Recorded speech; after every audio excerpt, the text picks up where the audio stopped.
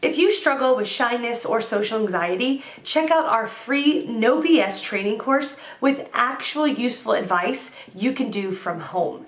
None of that just get out there nonsense. The link is in the description below. For now, let's get to today's question.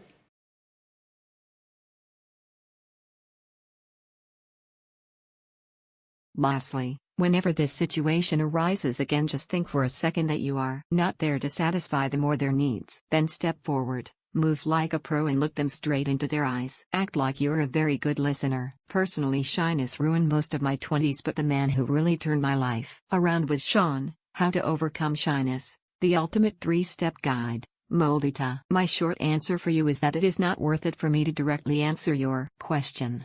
The level of effort it takes to redefine yourself amongst a group of people you've been with for a long time is so tremendous that I wouldn't wish it upon my worst enemy. Instead, focus your efforts on being confident with all the new people you meet. The internet can be a scary place to work on overcoming shyness. You tend to spend a lot of time reading horrible advice from people who haven't actually dealt with shyness or social anxiety at all. This means a lot of just get over it and having your situation compared to somebody else's. Shyness doesn't work that way. The just get over it mentality massive compounds the issue, training the lower levels of your brain that you actually should be shy, and timeframes for dealing with shyness vary pretty widely.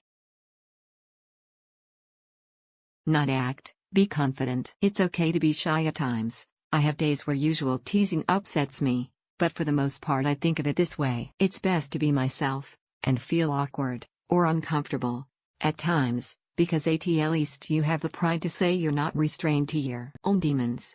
And people will see that. When I first started working on my battle jacket, a denim jacket with metal band patches, common in metalhead culture, I was sort of shy to wear it to school, and let people see what sort of music I was into. In the back I sewed on this grotesque cover art picture of my favorite band, and that sort of worried me because I thought people would call me out on it because of its vulgarity.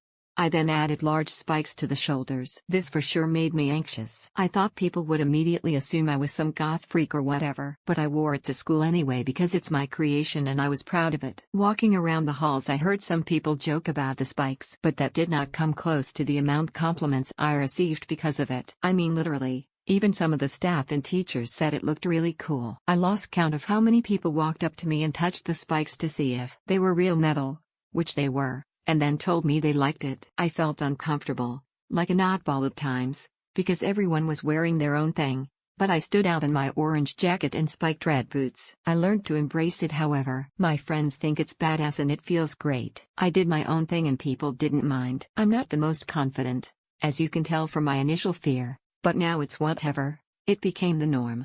Although it's officially banned from the school because one administrator didn't like it. Lol. It sounds cliche to say be yourself. But sometimes that's just it. If your initial trait is to be shy, so be it.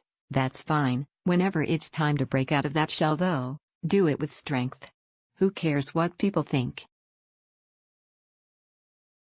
I love you for this question. Eva talked about this very topic with my friends extremely recently. I have some bad news for you. We as people put labels on each other in order to preserve energy. You know the saying, first impressions are everything. That statement is incredibly true. I have first-hand experience with this. About 1 year ago I used to be very shy and pessimistic. You could say I was the least likely person you would ever want to hang out with. Over the summer, my personality completely changed for the better. I'm much more expressive and optimistic. People actually actively seek me out to spend time with them. There's a catch though. This only happens amongst the people that only know my good side. People who know the old me are completely shocked. I came back to my classes this fall, and I think people couldn't let it land that I had become a much better person. People who knew me in my classes knew me as the overly competitive, pessimistic guy. Because these people have seen how negative I was for the first 2 years of college. They couldn't imagine anything different. People generally don't accept the fact that others change. However, there's a caveat to this. Interestingly enough, it's really easy to break a great image but much harder to rebuild it once it's been broken. My short answer for you is that it is not worth it for me to directly answer your question. The level of effort it takes to redefine yourself amongst a group of people you've been with for a long time is so tremendous that I wouldn't wish it upon my worst enemy. Instead, focus your efforts on being confident with all the new people you meet. Oh man. That's easy. I used to be a very shy person and people used to say that to me. A lot. Here's what you should do. Self-talk. Convince yourself you are a courageous person, that you are not afraid of communication and that you are good at it, even if you're not. Before you speak with someone that you expect will call you shy, give yourself the prep talk. You'll be amazed by the outcome. When someone calls you that, just nod in confidence and give him or her a smile. It will show you're not shy. Lucid man. It's okay to be shy from time to time. Being shy is a normal human reaction. Accept it, love it, and soon you will find it gone. Don't overthink it. Go back to number 3 and reread it. Good luck. I hope this was helpful. Equals. Firstly, you have to understand that you cannot satisfy every other person surrounding you. We cannot stop people from talking about us and cannot hold their mouths when they gives us some silly names. Secondly, if somebody is not enjoying your company and not getting comfortable with you, then it's their problem, not yours. Lastly, whenever this situation arises again, just think for a second that you are not there to satisfy them or their needs. Then step forward, move like a pro and look them straight into their eyes. Act like you're a very good listener. Hope it'll help.